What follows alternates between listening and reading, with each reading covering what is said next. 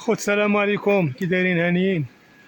غبنا عليكم شويه اليوم على ظروف العمل والخدمه، ولكن الواحد ضروري يخرج واحد الوقيته باش انه يخرج داك الستريس ديال العمل. راه اي مهنه كما بغات تكون فيها واحد الستريس، يكون فيها واحد ارهاق نفسي وجسدي.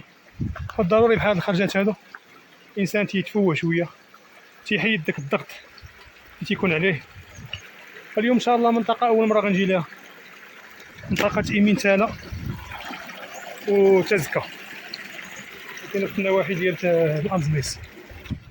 يا سلام، المنظر سبحان الله العظيم هائل، واحد السكينة والطمأنينة هنا. المصافي ما شاء الله.